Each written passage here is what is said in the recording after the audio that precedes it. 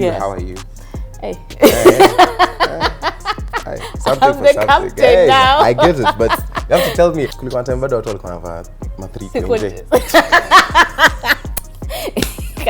longi. In every single picture, I've always seen you in like a 3-piece suit. Right. So tell us about that. I mean, the suits are just because as a baby, I wore such horrible clothes, man. Okay. And I remember this one time, you're gonna hate me, but you forgave me. We've talked about this. Unaanza tu kademka bukrata na che kisha. You put your football story and then you finish. And then you end it. Yes, it was a dream. It was a dream.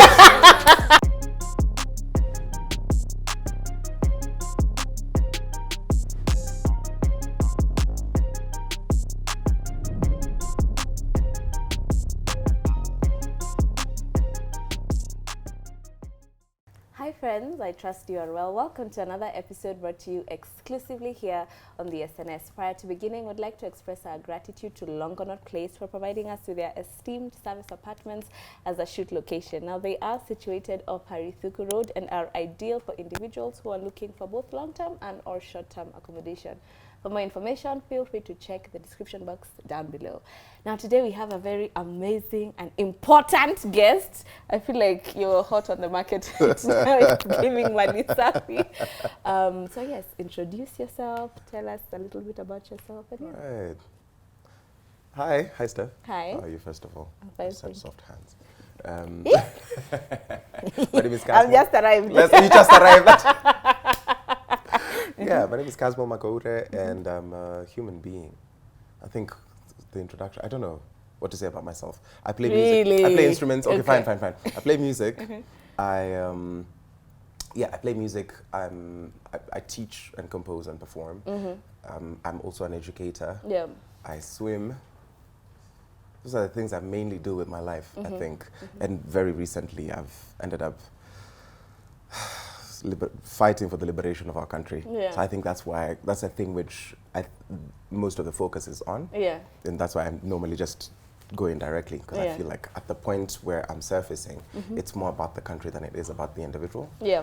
So I need to work on that personal introduction. But yeah, okay. Happy to be here. Thank it's been you a for long coming. time coming. Thank you for having me. Hey guys, Yes. It's been a long time. But anyway, so today we're going to be talking about everything shaping the future of our country, and especially the role Gen Z have played in the fusion of both physical and digital activism. Right. So Kasmuel, but we'll call you Kaz. Kaz, go for it. Can you share a bit about your background and now what inspired you to become an activist?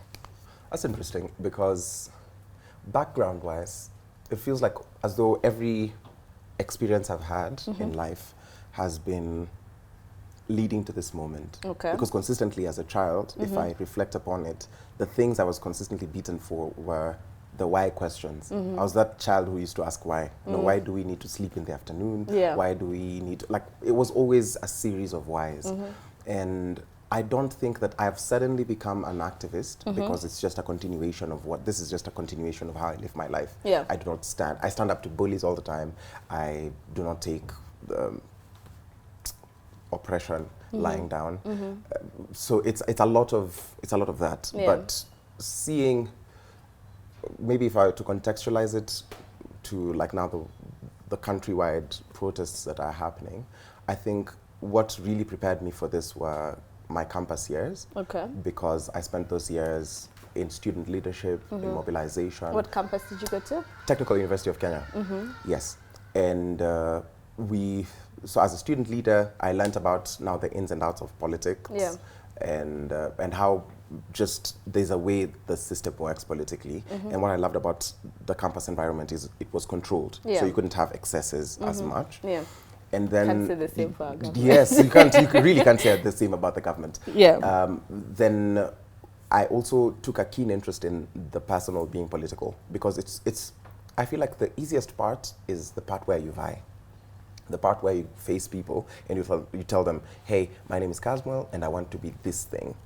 But in campus, I took a keen interest in mental health and wellness, sexual health and reproductive health and rights as well. And those two things now brought me to a place where I realized, hey man, there's a lot that I might not know about our introduction as human beings.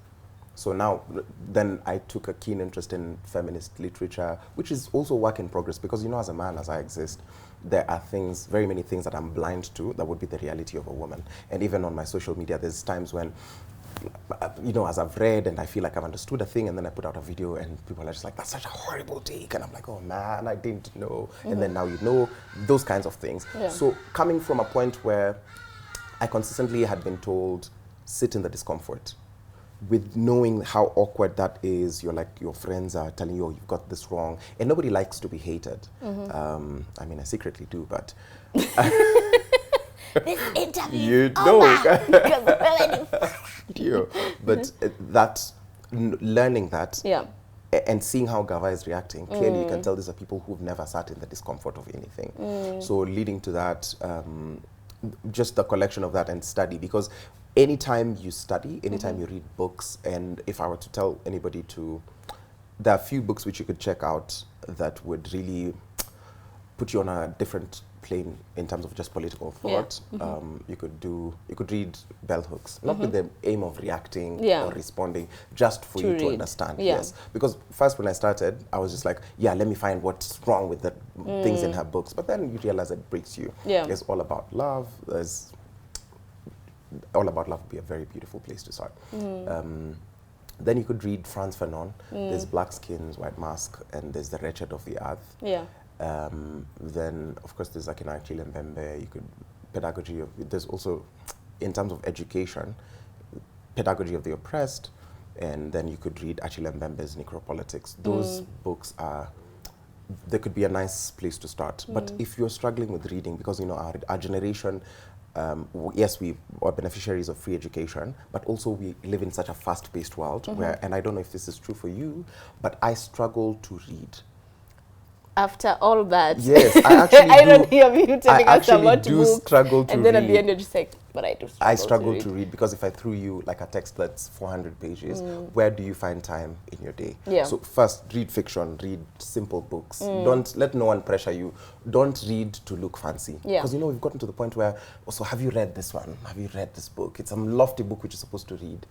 But when we were babies, we used to read Goosebumps because it was fun. We used to read Super Strikers and those comics. So if you're struggling to read, avoid even this politics of trying to look cool and whatnot. Read whatever it is that you love, and then now we can graduate into those political texts. But yeah, check out the political texts that I've given you earlier. That he allegedly struggles to read. Speaking of looking cool, before we dive deeper, I'm curious about your style. Because I feel like in every single picture, I've always seen you in like a three-piece suit. So tell us about that. I mean, the suits are just because as a baby, I wore such horrible clothes, man. Okay. And I remember this one time, you're going to hate me, but you forgave me. We've talked about this. So that's chill. I need to explain it. This one time, we're out camping. So I grew up in a very conservative church. I'm not going to say the name because anyway, I'm SDA. And so the thing about our church is the thing about our church is we do like it's very family centered. Like the family culture is very strong because you go to church a whole day and you guys cook and that's why I can't participate in church girl slander. SDA babes. You got me. SDA babes. Anyway, so but we also have camps. So as a baby, like part of growing, you have adventurers, pathfinders, So there's part when you're just adolescents or getting into teenagehood, you go for camping. So we went for this one particular camp. I could tell you so many stories of why I wear suits, but I won't. I'll tell you just maybe one or two. I'll tell you one. We go camping and so I had like a very limited wardrobe. Yes. So apart from the uniform, when you're marching, the week, because the camp was a week long. It was in Kisumu, and Kisumu is a bit hot. So I've shikanisha outfits, but then I spared one because my mom had bought me a back eyes weird looking shirt. It's like it's not even a basketball shirt, whatever. It figured here. It's not a full shirt, but also it's not like a and kulikuwa time bado watu walikuwa wanavaa ma3 nje. Kusema longi. Kusema longi. I'm kusema anda. I'm sorry. Does this? It's okay. This is a safe space. Watu walikuwa wanavaa 3 nje. So, because those were my newest clothes. I spared them. There was a red Nini and like a a blue 3 because we were koko chini ya sleeping bag yangu. And you know, that time when you're in high school, I was in high school, I think I was in Form 1, Form 2. I mean, bush, nimeingia land, so I've come back. Come on. You know, if you don't say it, you will die. Can you just let me say it. Are you happy now that you've gotten that now out of the way? Now I know I will survive. We can start. Okay. In case you didn't hear, Kaz went to Alliance High School. I wasn't gonna say it, but she forced me. You know, it's like those times when you had like one story in, like friends who had one story in composition. Yeah. It's about a football match. Yeah. Unaambiwa intrani andika recipe ama sijui speech. Unaanza tu kademka bukrata na che kisha you put your football story and then you finish and then you end it. Yes, it was a dream. It was a dream. So you have to sneak in the thing. But I also went to Maranda High School, so but story for another day. Anyways.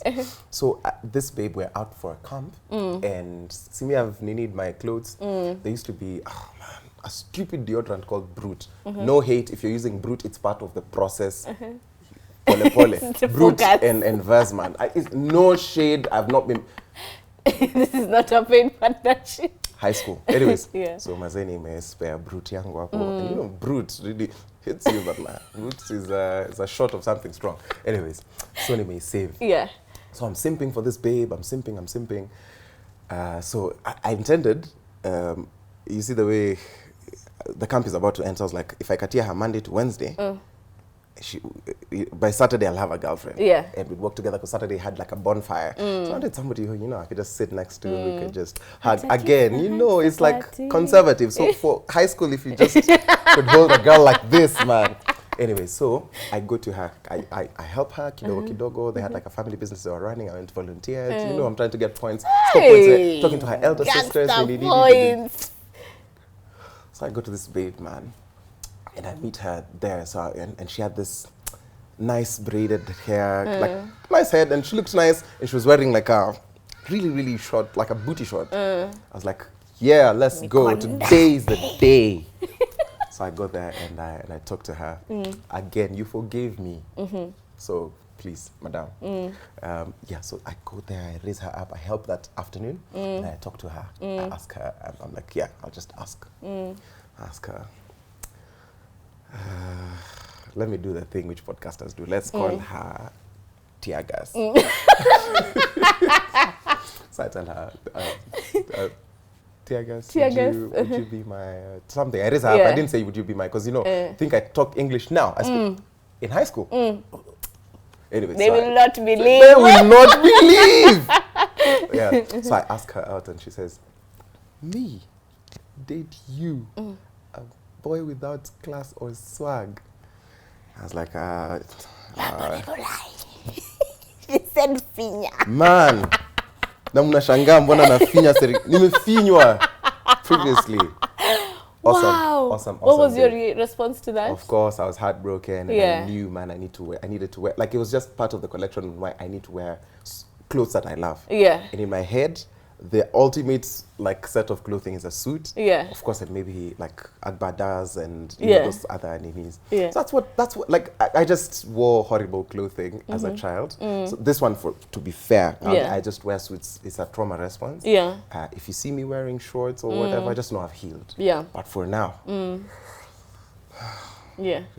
We were talking about X or Twitter. Yeah. And how, you know, you said, I wouldn't call it a love-hate relationship, but you have your challenges with it. No, I mean, I don't like that platform at all, in the sense that it feels as though you have to be boxed. They try to box you early. And I remember one time I got into trouble, like 2 weeks ago, and there's a video of me circulating of having an exchange with a lady who was a doctor. A medic, yeah. Yes. And so people took that out of context. Yeah. And I remember that day people were just. So what actually was happening in that video? So you know, when I go for maandamano, what happens is I go there alone. I don't have a team. I just, like, I'm a solo dolo guy. In the sense that when I started this thing, I was not planning. Yeah. Yeah, so I just go to Maandamano the way anybody else would go to Maandamano. I'm not in any groups. And I also hate those coordination groups because I feel like zinakuzia woga. In the sense like when people had that Zello, was it walkie-talkie app, everyone's just like, oh, kuna polisi wako up. I'm just like, shut up. I want to get in there and nipate pali wako. Yeah. But then now, you know, I've gotten a bit of notoriety. So whenever I get to a place, like take away that thing from our lives. Independent. What is independent? Independent media guys, they come and when people see me on the ground, they also don't care. So I just gotten there, and in my head, because they kept on tear gassing me, whenever they saw me, they'll just lob a thing. Yeah. Again, I'm a wuss. I'm not used to hearing explosions at the time, right now, kidogo. But so I get there, and my logic is, because I know I don't want to be where the medics are, I'll go to the total that's next to it, because the logic is they wouldn't lodge an explosive at a petrol station. Yeah. Wasn't I wrong? They did it still. However, so if you look at the video, we start at the total, and it's happening at the total, but also there's cops pressing and whatnot. And apparently that threatened the medics before I'd come. Again, you know me, I'm not coordinating with guys on the ground. So this babe comes and shouts, and at the time I was being dragged on Twitter as well. So the reason how I knew that she was not coming at me with good intentions, she started shouting, Kaskazini, Kaska! Anyone who calls me Kaskazini is a person who doesn't know me. Yeah. So I was like, oh yeah, fine. So she starts shouting. I'm like, hey, what's happening? Even the crowd is like, whatever. So it was taken out of context. I'm trying to manage people. Again, they're like, she's like, tell your people not to be here. I'm like, I don't have people in the city. But anyway, so I can't control the crowd. I can't control her. I can't control myself. There's gunshots everywhere. Just mayhem. Is kabisa. And if you've been at a Maandamano, you know, it gets really chaotic. People are afraid and people can get angry. And so it just felt like, you know, people didn't have anywhere to run. When they start beating you, you run to the safest which is space. would be a medic camp, But not even like that. If this shop has closed, they've lobbed the thing in the petty and they're coming this way. That Jamia Mosque thing is the only alleyway. So people are also trying to restrain themselves from pitting, but quite literally, when push comes to shove, you gotta. You do whatever it is. Again, whatever that's what. And so as I was being in need for that, who said all sorts of things. They said, oh, Jesus, guys, apparently you were arguing with the medic. No, but we did argue, to be fair, in the sense that I will not take nonsense from anyone. The same way I'm protesting against a government, if you're rude, hey, listen. You must be dealt with. I won't take it. I mean, that's how it is for me, that let's deal with each other as civil beings, because that's actually what I was trying to do. Because I'm like, yes, I'm still afraid. These people asking me questions, and you're shouting at me, and there's so much. I'm still trying to whatever. But again, so the argument did happen. It did, absolutely did. But going back, but it was taken out of context. Yes, because we resolved it, and that time they harassed me so badly. Karaos on that day, I remember I had to be hidden behind a freezer of one of these popular establishments. And when I was very grateful, they'll give me an apron, and like jificha panyuma. So it happens, those people now, they're becoming more brazen with the masked people wearing civilian clothes. So I go back and I start begging. I'm like, guys, we've resolved this thing. I don't know why I'm being insulted. I don't know why I'm being threatened on my phone. And people are telling me, we know we'll find you. I was afraid because that had never happened to me. So I beg these guys. These guys tell me, oh man, don't worry. We'll put out something. It didn't happen. And then, you know, people told me to just go under for like a week or whatnot. But I'm thinking, I also called my mentor and told him, hey man, I'm such a PR nightmare. Because like, how am I into like these things? One time people said they had loved me and they hated me. And so after that, dealing with that also, because you know, it kind of takes a toll on you when you're being, you're only human. when you're trending and you're being dragged and whatnot. Cooked. Yes, kabisa, man. They really cooked you. Yeah, so in my head, I was like, oh yeah, I can't, I'll charge it to the game. So talking about Twitter as a platform, because I refuse to call it X. Twitter then. Yes. The people who are advising you don't know you. They tell you what they think works.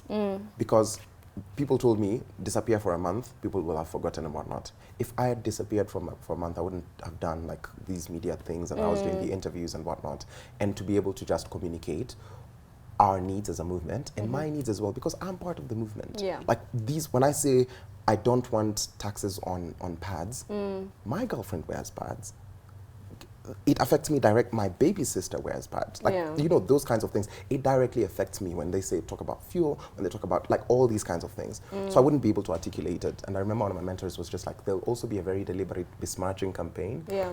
And yeah, so the thing, I don't care much for that platform is I felt like as a human being, the contribution has to be, it has to be missive. It has to be very polarizing. Because what I've realized is you have to be maybe the one who breaks the bad news and who first, and it has to be grotesque, and people are like, tell us again. They want you to relive your pain and whatnot. But it's great for like one time, real quick communication. I also hate the fact that, you know, people think that they would just take on me. And like I told you, I've reserved, I'm really up. People think I cannot insult people. I'm like, yeah, I will do it because... For filth. Yes, just for the sake of the plot. Yeah. In the sense that you think I would be eloquent and I would not be able to conjure up insults that would be detrimental for your entire existence. Of course I would. Yeah. But that's not the kind of person I want to be seen as a person who like has these comebacks. So like I said, I preserve my insults for like nitwit government bloggers, especially those who target me directly or target communities that I'm a part of. And racists. Yeah. Really, there's no range. Okay. Yeah, so that's the thing. I don't understand the platform as much because, again, it's very new in my life. I used to use it for geeky stuff like sciences and like finance, math things. But right now, I don't understand it. But it's an avenue where we can communicate whatever our message is, and yeah, I love it. Okay. Yeah, it's okay. Hopefully they don't cook you again after this. I've already been cooked. No one's gonna say anything new that I haven't heard. Okay. And at this point, I really don't care. I just like So when if it were week 1 or week 2, yeah. like, oh yeah, man. Right now, I'm just like, what will you tell me that I have not said into a mirror? Okay. Right. So let's segue. But you've already touched briefly on this, on the personal risk and safety. So I'm sure you've faced a lot of significant personal risks. Absolutely. And I'm curious if you could share how you, and especially now your family members, the people close to you, have navigated these scenarios. So to be fair, it's one of those things, moments where ignorance is bliss. That's what this has been for me, where I did not understand the apparent danger I was walking into. The danger moved from apparent to real very quickly after I started speaking out and whatnot. And this one time, I received a very credible threat on my life. And I remember I said, tonight I'm just going to sleep at the DCIs. And we were tossed from police station to police station, this other thing and whatnot. There have been people who've been, and this is in the recent past, if I talk about it recently, going all the way back to, people don't see it. There's things which people don't see. And I met a friend yesterday who told me that she saw 4 people follow me into Cathedral the night I was taken, the Tuesday night I was taken. And she was like, they looked very off place. She was leaving the place. And I was like, you saw them? And I was like, in my head I was very oblivious because, you know, in a Maandamano there's a lot of things. So you think you're running away from something, but you also do not know what it is. With that and like just being brutalized by cops and harassed by cops on the streets, because whenever you come, and I'm also not a very big fan of like the Woishe stories. Oh, you know, this is what happened to me. And I mean, the way I deal with it is I need to be able to laugh about it for me to be able to talk about it comfortably. Because if we don't laugh, we'll cry. Yes, you know. But I've established places where I can go, people who I can call and tell them, hey, I'm in danger, and they're going to show up in 10 minutes, regardless of my radius. They will figure out a way. Within half an hour, they'll have taken me out of that place. But also, doing it alone is very hectic, it's very dangerous in the sense that then you also have people moving really funny. Of course, a lot of the people I meet love me, but then there's also people who've given me such a weird energy. There's always a select at a point where some people almost beat me up. And these are people who are just open. And it felt as though they were really charged. So if I didn't have people, I've always just been hiding in public sight where I'm just like, yeah, this is where I'm at and I'm where there's people. Yeah, just also an unpredictable schedule and those kinds of things. But I can't tell you honestly that, you know, nimeweka mikakati, nimetenga. nikapanga hivi.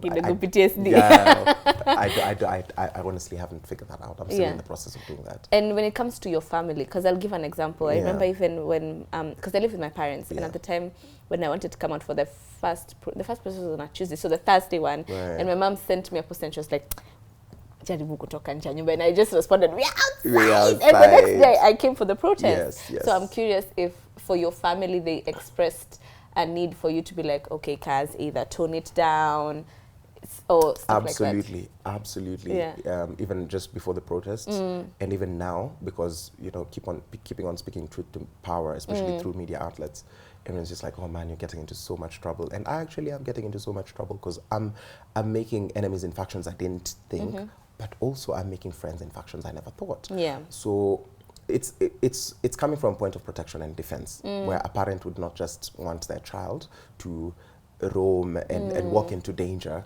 but I keep on telling them, hey, listen, this is not it's not a fun thing for me to do. Like, I don't want to be targeted. I want to walk out the way I used to walk out, and go to a place and just eat without anyone expecting anything. Yeah. But it has befallen me that this is the role I'm playing for the movement now. Yeah. And it might not be for long. It might be now, I could be taken out now, or I could live. But as long as I'm alive, it's my responsibility. And I think once you step into your purpose, once you step into your convictions, because I don't know much about purpose, but I know that I have a conviction in my heart that I want the country to change for the better. Once you step into it, people actually align, and the conversations have changed. They've gone into, yeah, we're praying for you, but please be safe, try and do this and do that.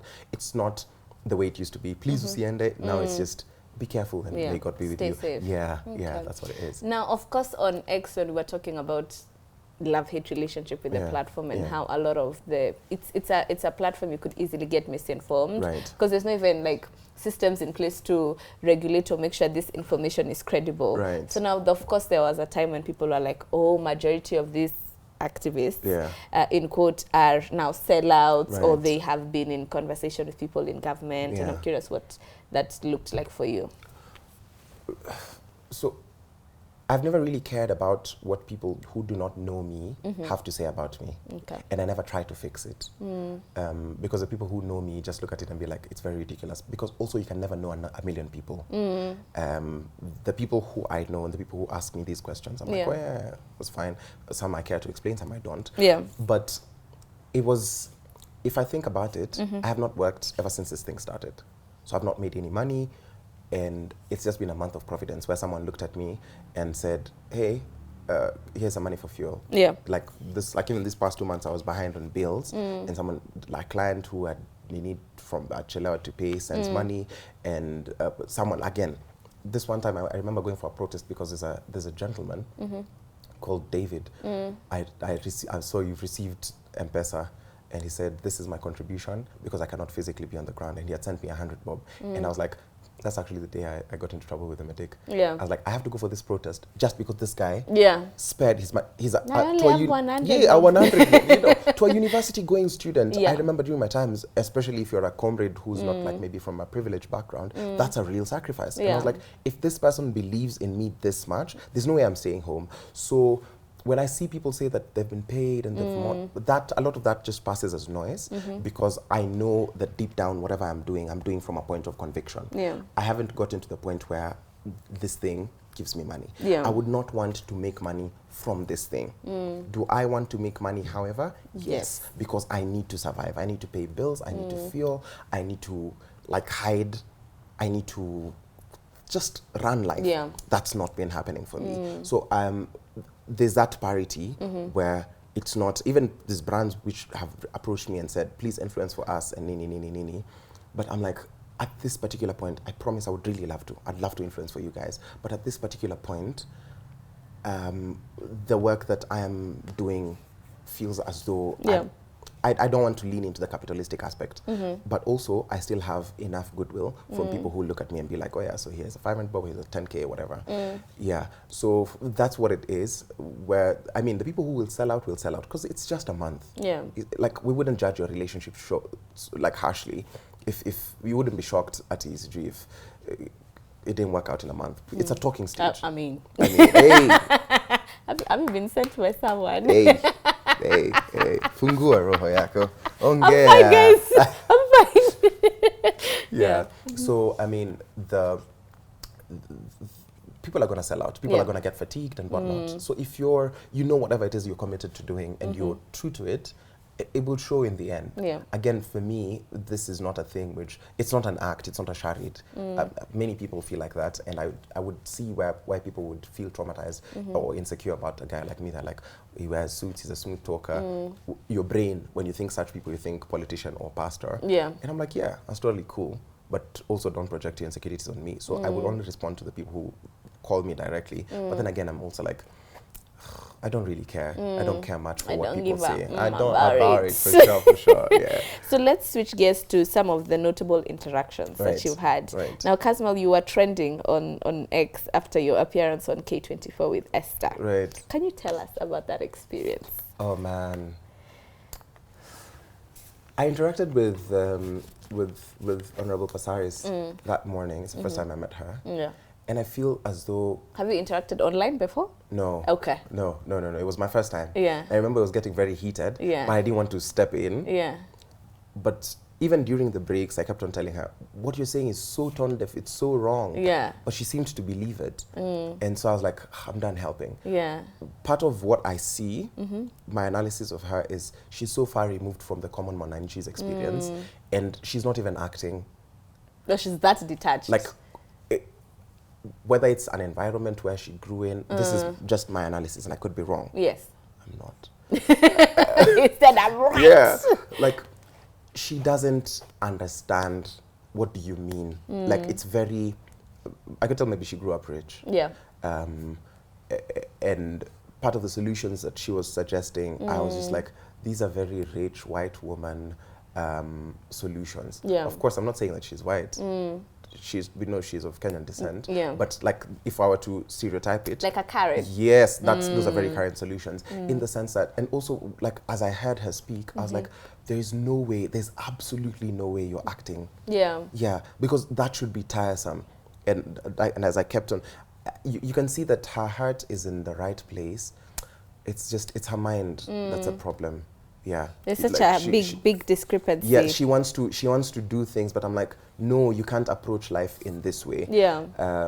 So again, the civic education needs to happen in Nairobi because Nairobi is a place where these people are elected. Yeah. I don't know what's this over glorified sense of importance we have as Nairobians, where we're just like, let's go and do civic education machinani. Look at the leaders. They elect people like Okiya Mtata and whatnot. Boni vied here, didn't get it. You're like, brilliant minds have vied here. They never get it. Yeah. So civic education needs to happen in Nairobi. Yeah. I think so. And additionally, she also mentioned, I will say, while watching that interview, there was a lot of like passive aggression, and I could see how frustrated she was getting. Right. Anyway, so there's a time and point when she mentions the language that was used once when she was on, I think, on Twitter, and you responded, then stay in parliament. Esther. And I was like, oh my God. Because I think at that point I got fed up. Because I'm like, what do you mean? Nobody invited you guys on X Space. Yeah. You guys stopped acting as though you organized X Spaces and then we started being rude. Consistently, I've always said, we don't want dialogue with this government. We just want you guys to... The X Spaces are the places where we go to rant. If I come to the house and I'm ranting and there's it's a bash, I'm allowed to speak the way I'll speak. So I'm like, if you want where there's decorum, stay in parliament, Esther. And in my head, it didn't seem like much. And then I remember leaving and I was just like... God damn it. I see people talk about it, I'm like, I can see the optics of it and it looks like I'm a bully. I'm not a bully, I'm just a yapper. No, the timing? Yeah. My God. I was just like, but this also, is pure comedy. But still, it's just, it gets frustrating when you sit. Because I honestly, to be fair, I wanted the best for Pasaris in that interview. And during the breaks, I would tell her, listen, you're making some very nonsensical points here. Yeah. These will not augur well for you. And then she goes ahead and makes them. There was a time when I remember she said, do me a favor. I said, yeah, strong man. Because then I've been like, Hooda! But also, because I feel like media is also trying to set you up to show that you're not balanced, you're an emotional person. Yeah. So they want that comic effect. Yeah. They are trying to elicit a reaction. Yes. But I wouldn't want to do that. But you kept your cool. It's not even about keeping your cool. Generally, I don't respond that way to anyone who's like that. Not because I'm a better man, it's because I know I will find you. After you're done throwing your little tantrum, I will find you. I will be there. I will be waiting. I'm about to just No select worries. that part. I'll be sending to people. When you're done with your little tantrum. Yes, I will be there. I will be there. So that's how it works for me. Yeah. And it's frustrating. I think sitting across from these leaders, they're so far removed. It feels like the privileged prefects in high school who never cared about what the people thought. That's what I think of the current crop of leaders we have. Yeah. Yeah. Okay. So, staying on the crop of leaders that we have, I wanted us to talk about the dialogue. Right. Now, of course, allegedly, Yeah. we've also seen how they keep on having calls for dialogue or engagement, and especially with people who now, like you, who are seen to almost be like the leaders of the movement. Yeah. So I'm curious, what is your stance, one, on the recent interest in dialogue, and also two, if there have been any attempts to reach out to you for the dialogue? We're not bonging. What are you bonging? What are you bonging? One, I'm very firmly against the idea of dialogue. Okay. I do not advocate for it, because the things that we want are not dialogue. We don't need dialogue for justice. Yeah. We've outlined the demands very clearly. We've said that there are people who died. Yeah. We want, it's not compensation, because compensation makes it transactional. Yeah. We want justice for them.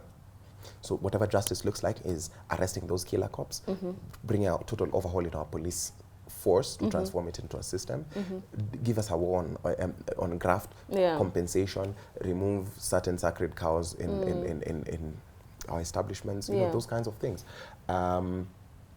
So justice does not need dialogue.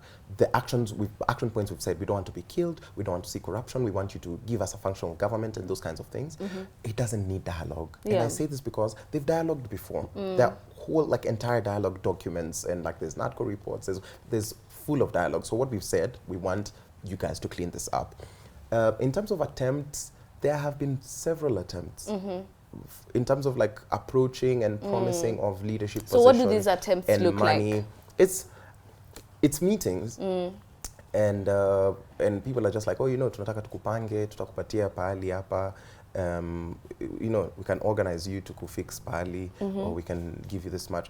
From both sides of the political divide, I've been approached. But for me, this is not a political thing. It's I'm not using it to propel myself into political office, because the other thing which people don't understand is, if it's politics, I can play politics, and I know when the time comes, I will play politics. I will do the politicking.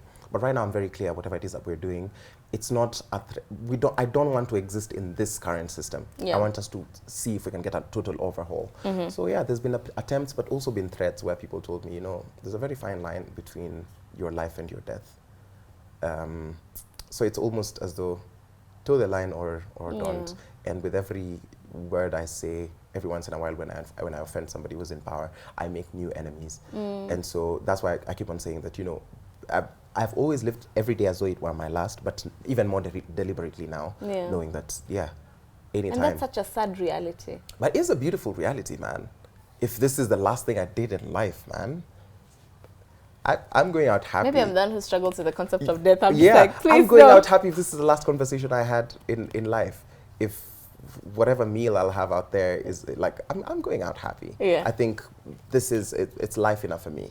So for me, it's always been how much life we put into the time we have. Not about trying to fit time into life.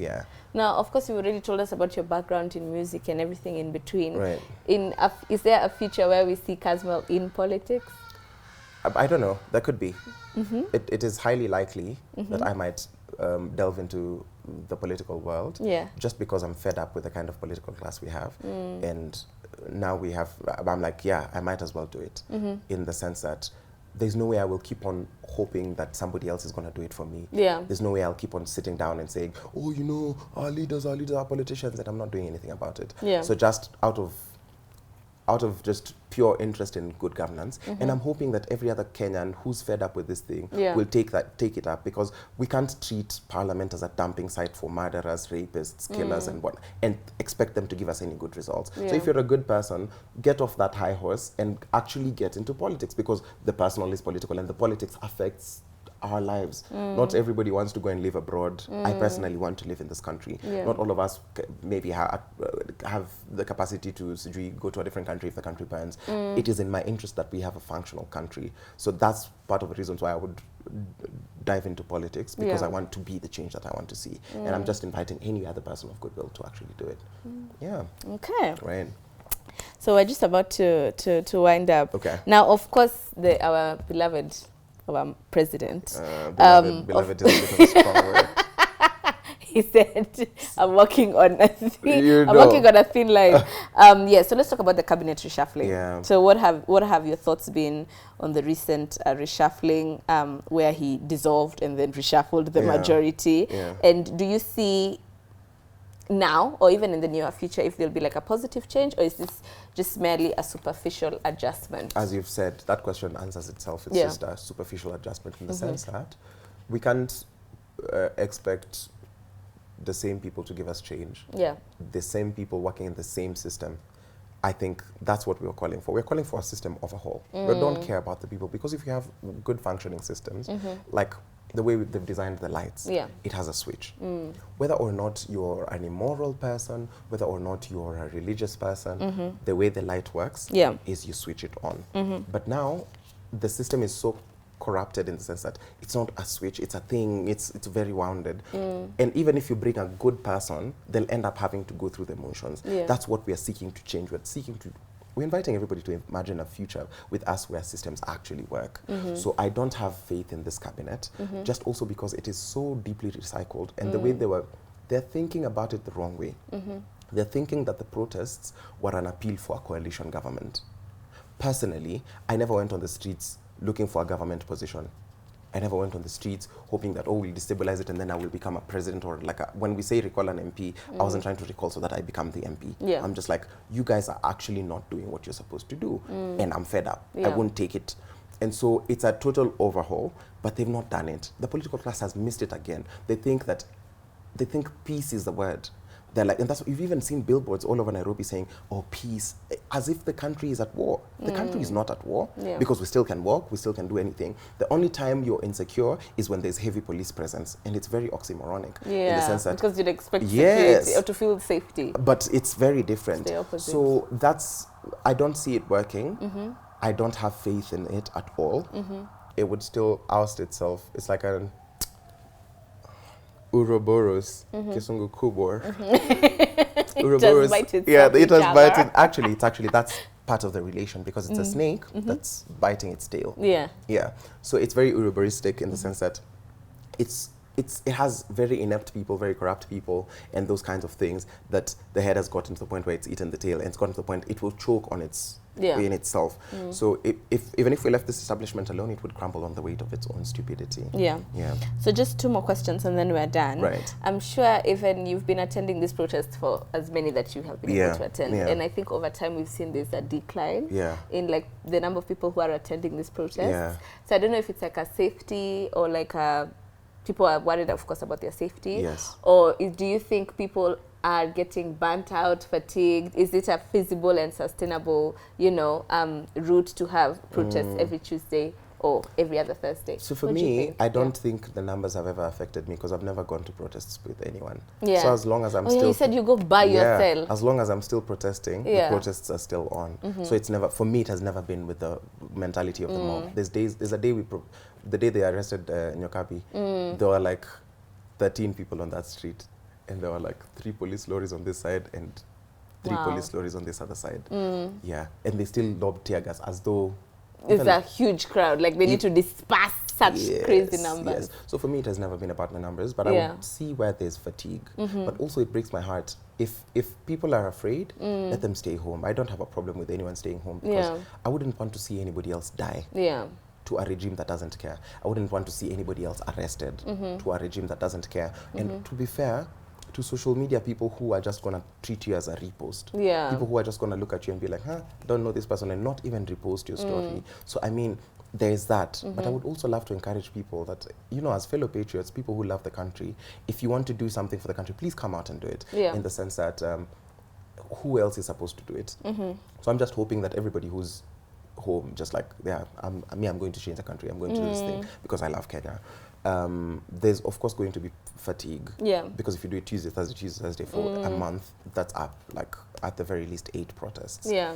People who've never attended protests, and they've come, and the government is also pushing its machines with propaganda, with arrests, and they're rubbing it in your faces. Yeah. They allow you to see the blood of the people that have shed. So I could see how that goes. Yeah. But I'm a firm believer that we're going to overcome it. We're going to overcome it, and it's just ebb and flow, ebb and flow. We're just at the point where maybe it feels low, but then now as people are planning to go into like Nane Nane, the 8th of August, like maybe we could backtrack a bit, what Walambe glucose, and then we just go for the big day. Okay. Yeah. All right. Thank you so much for sharing all that you have shared with us. Me. We'll do a check-in at the very end, which is how's your heart? But the question basically was, how have you been coping mentally amidst all of this chaos? Okay. How is your heart? My heart is good, in the sense that I am surrounded by a lot of love. My family, very huge support system. Romantically, I'm doing very well for myself as well. Hey, he's off the bucket, girls. He made that. Yeah. So that mean for him na maji. hii hata ukiona si kitu ya kupandwa. Hii ni kitu imeletwa na maji. Hey. Babe, who's this? Hii imeletwa na maji. It's so interesting how you're talking about, your romantic life. Has it been affected by everything that's been going on? Absolutely. We've spent less time. Because also the thing has changed, like my routine, we can't meet as much as we used to. Yeah. But we still find time to nurture the relationship, because how relationships work is in the deliberate efforts of both parties. Yeah. And I can see where my blind side would be, is with all the fame, all the schedule adjustments, it could get in my head, and then I start feeling more important. So consistently I have to remind myself that this is the person who I have been with, this is the person who's been holding it down. How long, if you don't... As we love here. Long enough. This is the person who's held it down for me. And so I can't do her like that. Yeah. That because suddenly everybody thinks I deserve cooch and whatnot. I can't trade that for short-term gratification. So she's really held it down. Of course, we're trying to figure out just more how we can fit in more time. Also because there's places I can't go, we can't just do cute date nights, those kinds of things. Those are again. So yeah, Viva comrade, you're doing a good job. Friend. She's holding you down. He said long enough. Kabisa. Love but yes, girl. You were telling us how you've been coping in general. There's that. So she's been really, my girlfriend has been very, very instrumental in this.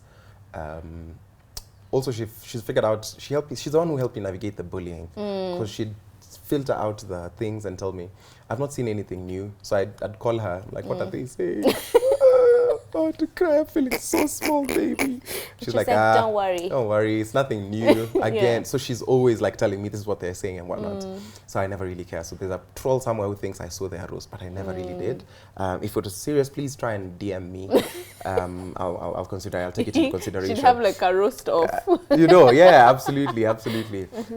So there's that, but also I have a very tight-knit community, people who really check in and have poured into my cup, people who've also sacrificed their lives to come to my rescue. Like the day I got a threat and I said, please guys, come and take me to DCI right now. They stopped whatever it is that they were doing, and it was a big night for one of our friends, and I feel bad that I stole that from, but they sacrificed it. And so I have a very, very tight-knit community at a personal level. I've not been able to do the things that I love. I've not been able to go to the gym. I've not been able to swim and play music really. But I dance. I go for kizomba and those kinds of things. We've seen those videos. I've even forgotten. Yeah, absolutely. So that's how I cope. How are you? Hey. Something for something. Now. I get it, but you have to tell me. I need to get like new coping mechanism. Because you're also like I feel like you're also in a like a high pressure environment. And you have guests and you have like a team to take care of. But just generally as Steph, with all the social expectations that we have of you, how do you deal? I'm fine, guys. Yeah, I know. No, I think I'm okay, but I've been better. Okay. Yeah, because like this is the first time we're shooting in almost 50-something days. Whoop, whoop. Yeah, and we've had to postpone this shoot thrice because of Yes. everything that's been happening. Yeah. And of course, where we shoot is very close, or Yes. proximity to CBD. Yes. So that had always been like a risk factor. That's such a corporate answer. As a human being. I'm getting to Okay, it. fine. Watch and young. Okay. So yeah, I've Yeah. been better, Yeah. but I think I'm okay now. So it's Okay. where you are, there you are. So I'm taking a day at a time. Do you have a community around you? Yes, I do. Okay. Sit down too though. And I actually I'm blame single. the current administration. I for this. blame I actually Ruto. this is actually on the current You know, it is administration. even more ironic. I was nearly at siku ya kwenda protest. No. He said Ruto must go and social deal. Elections over erections. Revolutions over evolution. I charge it to the game. So Sorry. if someone says they can't make it because of a heartbreak, Yeah. I stafadhali. you know those memes You for know. watu wengine walikuwa wanalia tia gas and more. Uko hapo. I'm like, God damn it! Yeah, but I hope it goes better. It gets better for you. Do you have a community around you? Yes, People who yes. can hug you. Yes. And Oh, whatnot? shout out to my therapist. Let's She's been go. holding me down. Awesome. So yeah, Awesome. I'm okay, but Yeah. I've been better. Okay. Yeah. Haven't we all? Thank you for checking in. Oh, anytime. Hey. Thank you for having me. Kidogo. Hey, Therapy session. let's go. Yeah. All right. So I don't know if you could give us like a parting shot. What are you looking most forward to within the next couple of weeks, or even just in your near future? I want to just go back to the normalcy of life, Okay. where I can do. And what does normal Kaz's day in the life look like? That's interesting. So I wake up at 5, go to the gym, Yeah. do the thing, just come back home, play music, take meetings if I have to. And because I also am an educator, so I Yeah. go to teach if I have lessons and whatnot. Go and check out the business on suits and whatnot. Try and find time with my weirdo. We're always trying to meet up. Just do relationship and love things. Hey, Kaz is a lover that- boy, yeah, guys. I'm down bad. Let me tell you, I'm down bad for my girl. If they knew, man, I would lose all my They'll not believe. like G gangster points if I Yeah. have ADSG or Yeah. I've Kwa streets, you're just like, Viva! Lakini kwa nyumba, hata you're kwa just sheets like, ni hivyo tu, ni hivyo tu. Balance, viva, Namba vivacious. digital, Kidogo tu, yeah, so I mean, Yeah. that, and I'm always trying to like build new communities and performing. Yeah. Again, like I'm very serious about the fact that I usually spend all my days as though they were my last. Like I want to go back to doing that without having to look behind and say, is that Subaru? Like, have you seen that Subaru before? Subaru Have you seen? Mabaru. Yeah, you know, like without that. Yeah. Yeah, so playing with children, teaching them music, dancing, writing music, Yeah. just playing sports, those kinds of things. Because again, you know, when you live life, when you grow up poor, you feel as though material things would give you satisfaction. And that's how I thought, you know, I really want to buy a motorcycle. I want to like buy a car and whatnot and move out to my own place and wear clothes. But you realize that hedonistic curve, it's the same as when you get like your dream phone. In a week, Yeah, it's the dead. hype is, yeah. So I've gotten to the point where I've enjoyed a lot of the things that I wanted to. Like I've had great meals, I've had such great love. And at this point, I wouldn't change anything in my day. If someone were to ask me if today were going to be your last day, even if they cut it short now, I'm happy because, yeah, I've done it my way. That's such a nice take. Absolutely. Even if we cut it short now, wongo. Right. Wongo. Yeah, so Yeah. maybe you can tell us where we can find you on socials, Right. businesses we can support, and then Kasmuel Mcoure on Facebook, Instagram, Twitter, TikTok, or Kas_Kaskazini, those kinds of things. In terms of businesses you can support, not really for now. I'm not trying to market anything, but I make suits, but I make suits on my own terms. I hate that thing where people want to come to me and tell me, oh, you know. How much? This one time, yeah, this one time there's a guy who's like a director of a big company. So he met me at a joint I love to go to Gecko. So he beats me as like very good suits, and he asked me a big brand name. Yeah. That time I was wearing one of my favorite like super number nini. It's like, who's that? And I'm like, yeah, that's me. It's like, I've been going to this tailor and they've not been cutting my shirt right. And they're like, so how much do you, I pay them 20,000 for a shirt. It's like, how much do you charge? I told him like a lower figure for like a suit even. And I was like, oh, no. I don't think you're ready for me. It's too cheap, but bring the card. And I was like, I didn't come to look for business. I'm here for recreation. Yeah. So I could see him at the table, and he had some girls, and I'm here. I also had a crowd around me, and he felt really funny. Why is this guy not bowing? And I'm like, yeah, I make suits on my terms. Yeah. It's not because they're expensive. It's because I like to see people well groomed and looking good. So that's why I don't necessarily put it in people's faces in terms of marketing. But yeah, that's it. I make suits and I teach music and those kinds of things. It's beautiful. Okay. Yeah. Thank you so much. Thank you for sharing. having me. You're such a lovely, lovely, beautiful I was human telling being. Kaz over the phone, if you spoke about grass, I would still listen. I'd just be like, yeah. Don't be like that. You're sweet. You're really sweet. Thank you. Yeah. All right. Thank you so much for watching this episode. We hope you did enjoy it. And if you did, make sure you like this video, leave a comment down below, and of course, join our amazing SNS family. And feel free to go and check out or support Kaz in however way you feel like you can. That's it from us, and we'll see you in the next one. Bye. Bye. Goodbye.